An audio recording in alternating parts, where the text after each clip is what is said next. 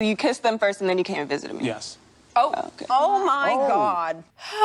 Your tongue was in her mouth, bro. No, She didn't force you to kiss her. Ooh. You know her energy. But I think she's been tempted. Don't try to make like she's such a whore, bro. I literally have no words. Hello, everybody. Welcome back to Taste of Reality. My name is Queenie. For those who don't know me, reviewing Temptation Island Season 4, technically episodes 10, 11, and 12. But let me explain, okay? I felt like the way that they edited the last bonfire was stupid. There was no need to make that 2 episodes. There was no need to rehash everything that we already saw. So they should have just made the final bonfire 1 episode. And then from the second half of the bonfire, they jumped straight into the reunion. And I was like, something about this season just wasn't hitting. And clearly that was evident through the editing. However, this reunion, the reunion was giving. Okay, so before we get into it, please make sure to like this video, subscribe to the channel, and hit the notification bell. Let's get into the review. So we're gonna start with Lascelles and Ashley.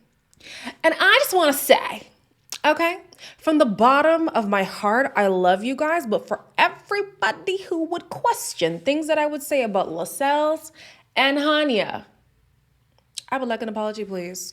I would. I was like, this man does not love this woman, talking about Ashley, but also talking about Trace. And it's very evident in the way that everything went down. Okay, so let's get into it. Lascelles and Ashley at first, and he says that he knew he was lying to her about where he stood in their relationship even prior to coming to the show. You know, if I would have told her, I don't feel emotionally available to you, then, like I said, we wouldn't have been here. Apparently after the show, they had like a 5-hour discussion that didn't make things any better. And Ashley said that at the end of the show, she expected an engagement. And I'm just like, baby girl, if you wanted an engagement, it should have happened a long time ago. Now, granted, I'm not saying that long relationships cannot end in marriage. However, you get very comfortable in these long-term relationships. And I feel like if the person hasn't made a decision within that time, that's the decision. You know, unless it's a situation where somebody's in school and they want to complete or they want to work to a certain financial status, which I feel like doesn't keep you from being married. But I understand people want to be set before marriage. I get it. It's often an excuse, but I get it still. However, babe, 7 years. This man has been emotionally unavailable for 7 years and you expected an engagement. That's concerning. So Blake and Trace joined them on the couch, and Blake says that his experience with Ashley, although he wanted it to continue, didn't come to fruition, but it led him to another castmate. So you two are a thing? Absolutely. And how long has it been a thing? It's been about a couple months now. Why am I choked up? What I like about their interaction is that they both credit each other, this being Blake and Ashley, they both credit each other on being open to the growth that they experienced and then also being emotionally available through experiencing each other. Like sometimes I feel like people come in thinking I need to find another partner, but sometimes you just need to find somebody to give you some enlightenment in your own life. I'm glad they didn't end on bad terms. I'm glad they're very supportive on where they're at in both of their journeys, so that's great. I personally didn't see longevity with the relationship, especially since Ashley seemed to still want to work things out with Lascelles, although Blake was, basically like, give me the green light and I'm yours. But I'm glad to see that they are in a good place separately. Now, regarding Trace, they met up in Cali a month after and realized that there wasn't chemistry, or as much chemistry, however you want to put it, as there was on the show, and that they didn't truly know each other. I don't know how they were caught off guard by that, but baby, we all knew that. Watching you two scared me. When somebody declares their love for someone, that's a declaration. Yeah. I was like, okay, she keeps running away because I haven't been consistent with my word. Subconscious, I was like, all right, I need something to solidify what we have so she doesn't have to guess. Lascelles says, okay, there's so much with I don't even think I can look at my notes at this point because there was so much going on. Lascelles says that he knows he shouldn't have said I love you to Trace. Well, y'all know shit. Y'all only knew each other for like 3 weeks at the time that he said that. Like, not only is it premature, it's baseless. What do you love about her? What is it? But on top of that, he acknowledged that it was wrong to say. However, after he said it, he didn't want to change the narrative. Like at that point, he's like, I've already said it. I might as well stick to it. But furthermore, the reason why he said I love you was to keep Trace from leaving. I didn't want to say it. I remember saying it. I was like, but I remember, I have to own it, and I'm going to continue building a relationship until it becomes real. Disgusting. And this is a trend that he does because he also did the same to Ashley. According to the other castmates, 4 weeks ago, he had messaged Ashley saying that he loves her. Also to keep her from continuing to be serious with somebody else she was talking to. Yo, that is sick. Ashley started talking a little more serious with a guy, and I got a clue. Wait, so did you feel the need to come back into her life to try to mess that up? That is some next level manipulation. And it sucks because it seems like both women believe him every time he said, I love you, to make matters worse. He wasn't really admitting, but, you know, in his refusal to admit, he was admitting that there was more going on with him. And I think her name was Alexa, something like that. Alexa. And then there was another girl in the scenario and they had hooked up at a club. Child, it was, ooh. And I said, are you and Trace a thing? You said no. That's a lie. Stop making me look crazy. No, you said this That's to me. a lie. You literally That is not a lie. I was there too. So did you kiss her or did you not kiss her? Yes. You kissed me. You kissed me. Yes, you kissed me. And y'all were in the comments telling me they've been together for 7 years. How can they just throw that away? There's true love there. That man don't know how to love nobody. Okay, nobody but himself. He's a very self-serving kind of person. And the way that he has treated Ashley in the 7 years, Trace in the however many weeks, and everybody else after the fact is proof that he was never going to be looking out for anybody but himself. That's just the reality of Lascelles. I mean, we're glad that everybody's having this very confronting experience by having to see it on film, and it's not just word of mouth at this point. However, I wonder what happened behind the scenes, even within his relationship with Ashley. I find it very hard to believe that the way that he's been acting now is something that's new. And I would not be surprised if he had cheated on Ashley multiple times in the past, and we're just never going to know about it. Because that wasn't something that they brought up. They made it seem like his only thing was emotional disconnection, but I feel like there's more to the story. But anyways, moving forward to Jillian and Edgar. So Jillian shares that she was genuinely willing to work things out after Edgar cheated at like the 1 year mark, right? And that's why she stayed for 2 more years. However, him cheating again this time was the absolute final straw, and whoo, she let him have it. You broke me all that time ago. And then we came here. And that was the last straw. Like, Yeah, he's like a beaten dog right now. so many other things that could have happened. I feel so bad. He's such a good dude. He is a good I feel dude. so bad. Yeah, so do I. No, yeah, all that shit. We did the same shit. Now, I know some of you guys feel away when I come at Edgar's emotional presentation. However, I rarely judge my intuition, and my intuition is still telling me that there's a level of emotional manipulation that Edgar does with his emotions. And that's not to say that men cannot get emotional. No.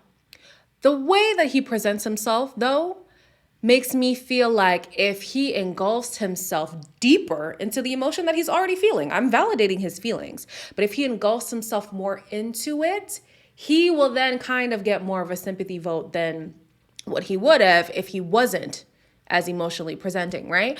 And so you even see Tommy and Marissa like, oh, bleeding heart for him. Oh my gosh, you know, like, oh. What?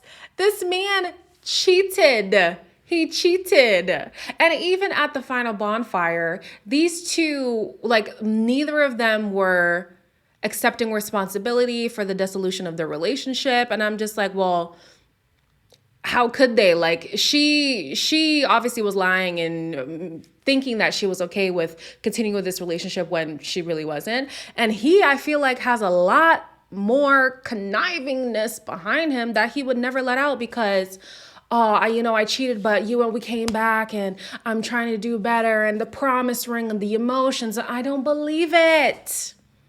I don't believe it. So Marissa says that they are no longer together and that really the connection ended on the island. She's aware that she was led on by him, but she still desires him. And I'm like, you see what I mean? Because he's emotional, like he kind of disarms you and you don't realize that he's not good for you.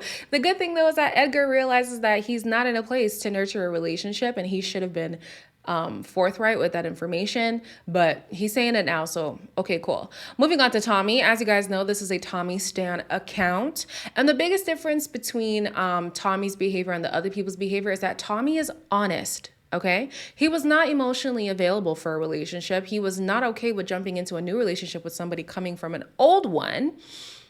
Difference is he was forthright with that information. A lot of the people on the cast were in the same place emotionally as Tommy, as in not being available. He was just the only one to say it.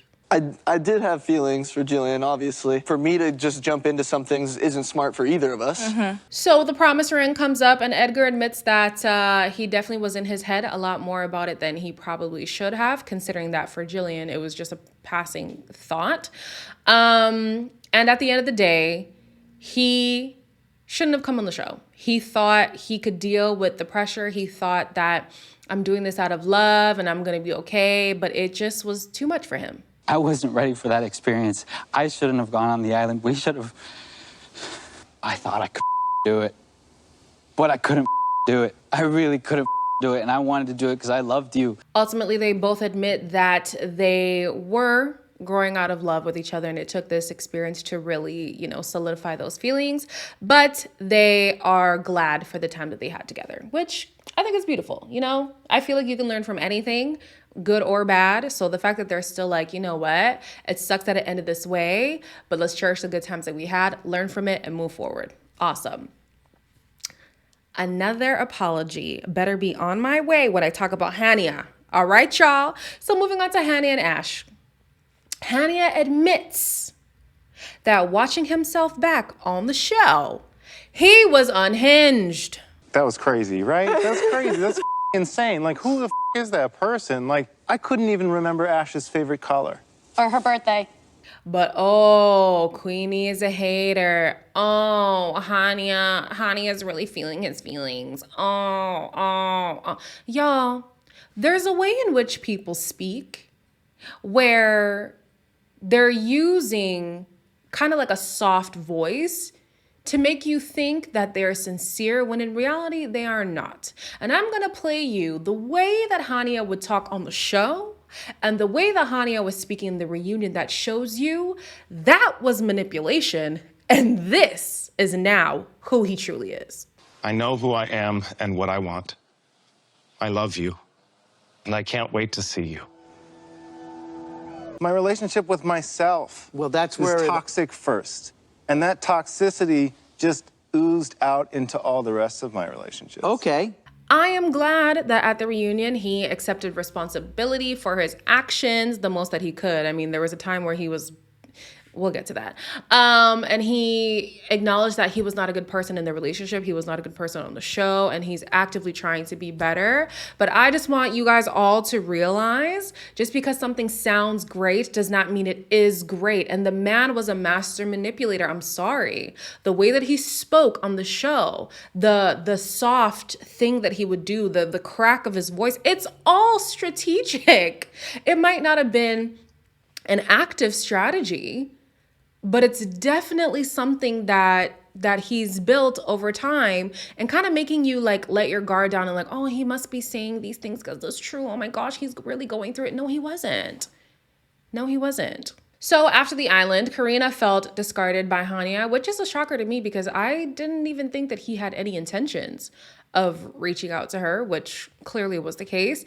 He then was also like, well, you didn't reach out to me. And I'm like, oh, come on, Hania. You were doing such a good job. When Ash said, must feel so freeing to discard people. Yeah, I'm sure you felt discarded. I didn't reach out. I'd also say, you didn't reach out to me. You know, not a word. Honestly, him trying to throw blame on somebody else is true to brand, so I'm not completely shocked that he was trying to have her accept responsibility for not reaching out as well.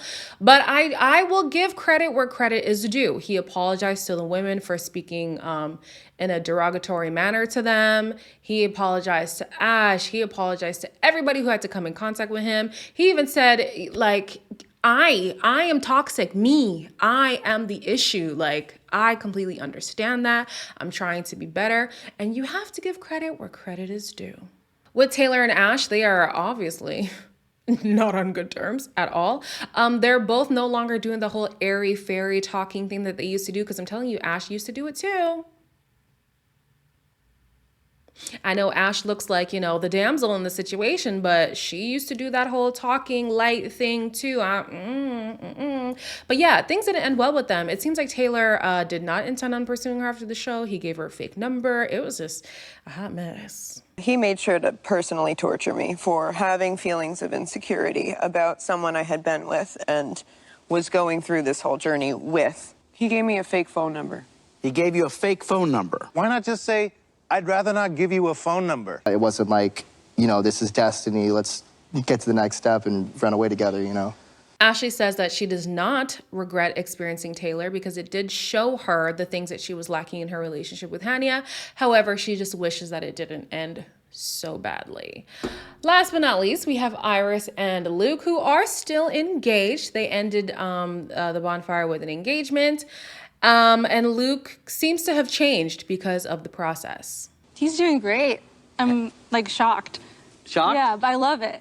Oh, good. Now, Iris says that although things were real between her and George, she believes that when you're in a relationship, you work through it and you don't just jump ship. However, with Luke, he wishes that he didn't let things go where they did with Paige because, you know, he was still in a relationship. He shouldn't have let things go there, right? The issue with Luke, though, is that I think the narrative between Luke and Iris was that infidelity was what they needed to conquer, but that wasn't the issue between them. The issue was that he was constantly seeking outside validation where it was lacking within himself. Iris, you're seeing some things here in this clip probably for the first time. How does that make you feel? I mean, I'm fine because Luke was honest with me from the start. He told me like he was messaging Paige on Instagram.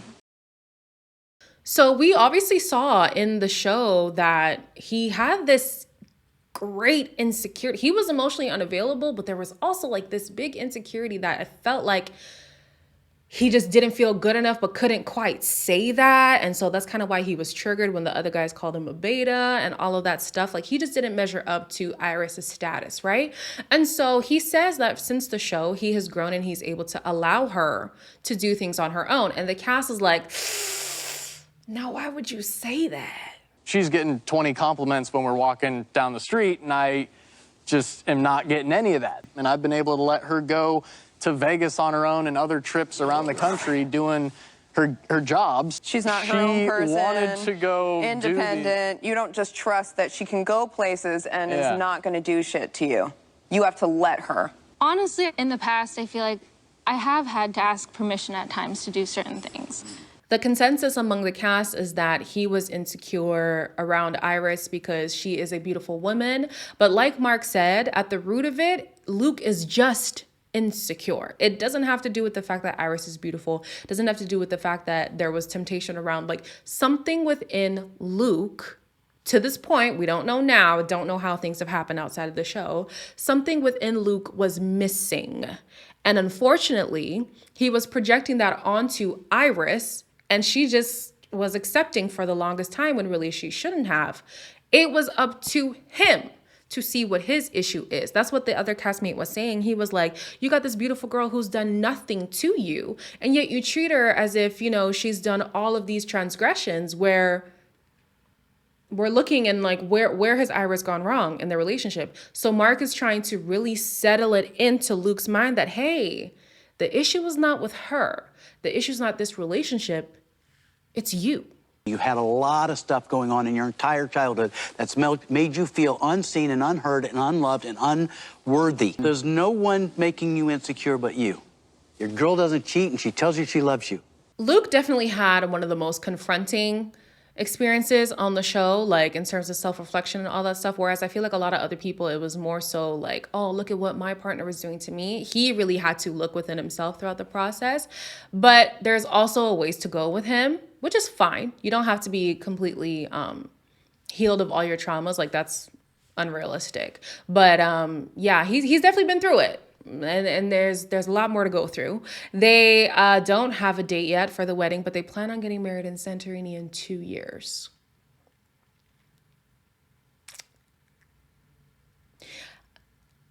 I'm gonna hold my judgment on that. I just feel like they're probably not gonna make it. But hey, if they do, kudos to you. As always, you guys, like, comment, share, and subscribe. That was so shady. I just don't believe in long engagements. I really don't. And that's why I feel like talks about marriage need to happen mutually between people. Like, you don't just decide to go and marry somebody before you guys have had these confronting conversations. So I hate at the end of Temptation Island when somebody proposes. I'm like, no, what are you proposing to? You guys haven't even come back and talk things through. But whatever, y'all. We'll see if I'll be back next season, because this season was... Oof, we shouldn't have to wait to the reunion to really have some, you know, riveting storylines, but it is what it is. Yeah, I'll see you in the next one, I guess.